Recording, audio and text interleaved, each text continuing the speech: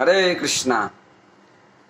बहुत लोग के मन में सवाल होते हैं कि भगवान कब मिलेंगे, भगवान कब दर्शन देंगे, मैं भगवान से कब बात करूंगा। और कुछ लोगों को ऐसा सवाल पूछते भी हैं कि भगवान कब मिलेंगे। सब लोग तो कर रहे हैं कि अब सबको भगवान मिलते हैं क्या, इस तरह से ऐसा सोचते हैं विचार। तो भगवान श्री कृष्ण ने श्रीमद् भागवतम में या भगवत गीता में बहुत सी जगह पे ऐसे बताए हैं भगवान कब मिलते हैं। तो ये श्लोक अंतिम है, अध्याय 2 गीता का सार, और 72 नंबर श्लोक है। यह अध्याय का अंतिम श्लोक है। इसमें भगवान बताते हैं कि आप अंतिम समय में, श्रील प्रभुपाद जी भी एक इसके संबंधित बताए हैं। इससे संबंधित एक भक्त ने पूछे थे उनसे कि भगवान कितने समय मिलेंगे और कब मिलेंगे। तो श्रील प्रभुपाद जी ने बताए 1 मिनट, 1 मिनट में मिल सकते हैं। तो भगवान को मिलने के लिए 1 मिनट में मिल सकते हैं और लाखों लाखों जन्मों के बाद भी नहीं मिल सकते। ये सोचने और समझने और विश्वास करने की बात है, ये भक्ति की बात है। तो एक खटमांग महाराज थे, वो भगवान के भक्त थे। वो जब इतना प्रकर्मिक, इतना तेजस्वी थे कि स्वर्ग लोक में भी गए थे युद्ध करने के लिए। राजर्षि थे, राजा थे और ऋषि थे, भगवान के भक्त भी थे। तो स्वर्ग लोक में देवताओं को सहायता करने के लिए गए थे। तो वहां से जब युद्ध समाप्त हो गया तो उनको एक बेनेडिक्शन दिए थे इंद्र ने। वो आशीर्वाद दिए थे कि अब बताइए, अब राजा खटवांग महाराज ने पूछे उनसे कि अब मेरे जीवन की कितना समय बचा है। तो इंद्र ने बताया कि आपके पास मतलब 1 मोमेंट यानी 1 घड़ी बचा है, 2.5 घड़ी। तो बोले कि तुरंत मुझे पृथ्वी लोक में पहुंचा दो। और यहाँ आने के बाद में फिर खटवांग महाराज ने सब वैष्णव से आशीर्वाद लिया, क्षमा यातना की, क्योंकि उनके पास समय कम थे। उसके बाद में फिर खटवांग महाराज ने भगवान की मतलब सारी चिंताओं, भगवान का नाम, भगवान की लीलाओं में सब सम्मिलित हो गए और शरीर छोड़ दिए। तो कुछ ही समय में, 2.5 घड़ी, तो कुछ ही मिनट में खटवांग महाराज इस तरह से भगवान को पा लिए।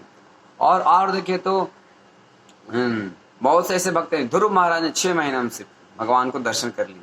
छोटे से 5 वर्ष के बालक थे। उनकी माता सुनीति और सुरुचि, सौतेली माँ का नाम सुरुचि और अपनी माता का नाम सुनीति थी।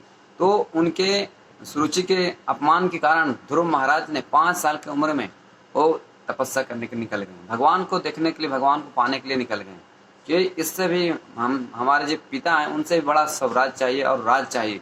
तो उनको भी प्राप्त हुआ। और उनके देखने के बाद ने, फिर भगवान को दर्शन करने के बाद ने, स्तुति नहीं जानते थे ध्रुव महाराज ने। तो भगवान श्री कृष्ण ने जब प्रकट हुए चतुर्भुज में तो उनको संग टच किए। संग टच करने के बाद ने वो तुरंत स्तुति करने लगे और पूछे कि क्या आपकी क्या मतलब क्या वरदान है। तो ध्रुव महाराज ने बोले कि मैं तो एक कांच की टुकड़ा लेने के लिए निकला था, ढूंढने के लिए निकला था, लेकिन मुझे हीरा मिल गया। अब क्या चाहिए? कुछ नहीं चाहिए। लेकिन फिर भगवान ने फिर अपने भक्तों को कभी ऐसा जो सोच कर निकलते, इच्छा करते हो, जैसा करते हैं उनको भगवान देते ही हैं। तो भगवान ने बोले ध्रुव महाराज को बोले कि आपने इस पितामह से भी बड़ा राज चाहिए था, इसलिए आपको मैं देता हूँ। तो ध्रुव महाराज एक ध्रुव लोक दे दिए, पूरा बहुत बड़ा साम्राज्य है, पृथ्वी लोक से भी बड़ा। तो उनको पूरा दे दिए। तो भगवान 1 मिनट में मिल सकते हैं और लाखों लाखों जन्मों की बाद में मिल सकते हैं। कुछ लोग ये भगवत गीता के प्रवचन सुनते हैं, चाहे भगवत गीता पे पढ़ते हैं, विश्वास करते हैं। कुछ लोग ऐसा ही ज्ञान रखते हैं बस।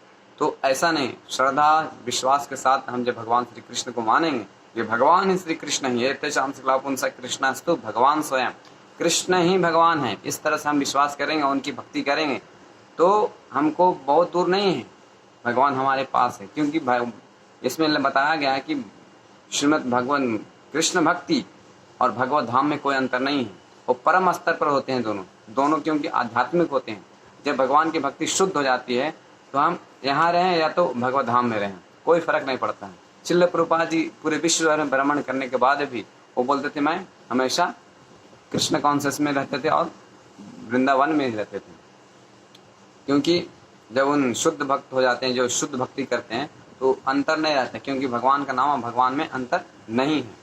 इस तरह से वो बताया गया है। 72वां श्लोक इस प्रकार से, ऐसा ब्रह्म स्थिति पार्थ, ऐसा मतलब यह ब्रह्म स्थिति पार्थ नयम प्रत्यय मुयति स्थित आश्रम अंत काले ब्रह्म निर्वाण मृक्षति।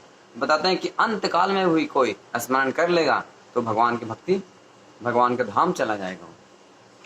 ये बताया गया है कि यह आध्यात्मिक तथा ईश्वरीय जीवन का पथ है जिसे प्राप्त करके मनुष्य मोहित नहीं होता है। यदि कोई जीवन के अंतिम समय में भी इस तरह स्थित हो तो वह भगवत धाम में प्रवेश कर सकता है। तो ऐसा ब्रह्म स्थिति पाठ है, यह जो पथ है ईश्वरीय आध्यात्मिक पथ है। अगर कोई भी थोड़ी सी भी कोई इसमें भगवान भक्ति करता है उसको आध्यात्मिक लाभ मिलता है। जैसे में भगवत गीता में बताया गया है 2 अध्याय के 40वें श्लोक में, नेहाभिक्रमण सति प्रत्यवायन विद्यते स्व अल्पस्य धर्मस्य त्रायतो महतो भयात्। तो थोड़ा सा कोई भक्ति करता है तो उसको भी परमानेंट फायदा मिलता है। इसलिए आपको मौका मिल रहा है भगवत गीता पढ़ने का, समझने का और कृष्ण भक्ति का पूरे विश्व भर में भी दिया जा रहा है मौका। इस मौका को मत छोड़िए, जो भी आपको मूल्य भरना पड़े, लेकिन कृष्ण भक्ति को छोड़िए मत। इसको समझिए, क्योंकि शरीर, मनुष्य शरीर बहुत मूल्यवान मिला है। इसको समझिए और भगवत धाम अपना बैक टू गॉड हेड प्रस्थान कीजिए। हरे कृष्णा।